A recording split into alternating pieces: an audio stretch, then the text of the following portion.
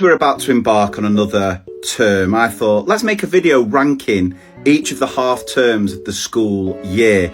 And I think a lot of people are going to disagree with me on this, and I'd like to explain my reasoning, but there isn't really, because every half term's really stressful. So it's not in terms of stress. I don't know what I'm ranking these in terms of, but anyway, let's get into it. Dead last place, I think everyone will agree with me on this, is Spring 1. I mean, it winds me up, it's called Spring 1. When it's the middle of winter, you're going into school, it's dark. You're leaving school, it's dark. And you are working long hours. Everyone's boring because new year, new me. They're on the health kicks. There's a severe lack of cakes in the staff room. It's just everyone's a bit boring, a bit miserable. After Christmas, the kids are fed up, you're fed up. It feels like 60 weeks instead of 6. So yeah, that's the worst. This is where I think some people disagree. But I've gone Autumn 1 in 5th place. Purely because you've switched off over summer. That summer break is long enough for you to really switch off. So getting back into the routine is full on.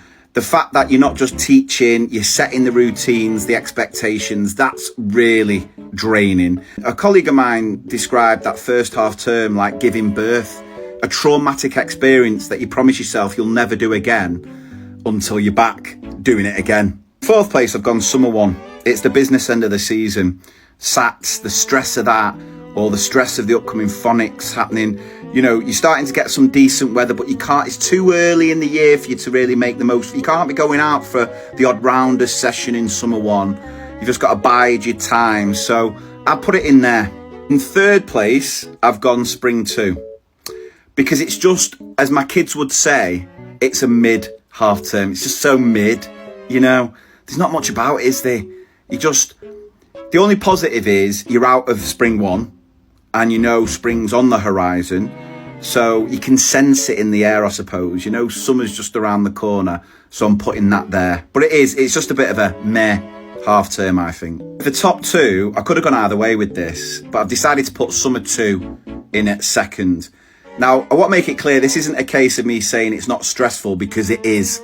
You know, it is. You've got reports, transition, all that stuff. So it is stressful. Every half term stressful. It's not about stress. I suppose it's about highlights. You know, it's sunshine. I mean, again, probably that's gone in 2nd because we do get the summer weather in that half term, which means you can't really make the most of it. It's a struggle if you've got a heat wave, which we seem to be getting more and more of year on year. But, you know, let's go outside and enjoy the sunshine when it's not too hot. Let's go and have a game around us. You've got sports day, you've got all the leavers stuff. You know, it's a stress, but it's quite nice. And obviously you've got the summer holiday on the horizon. So it's always counting down those days. I know a lot of people aren't going to agree with my top choice, but I suppose it depends on the type of personality you are. Are you Ebenezer Scrooge or are you Buddy the Elf? And as a primary school teacher, Christmas is just such a magical time. It's stressful, I know. There's a lot going on, but you can use it as an excuse. Children, you need to behave, otherwise I'm going to have to tell Father Christmas. Now, I know it's full on, you've got loads happening, but they're quite nice, memorable things, aren't they? Your nativity play, your Christmas dinner, your work's due, and at the end of it, you've got Christmas, which is such a magical time. There they are, my ranking of the school terms. Agree? Disagree? Let me know in the comments.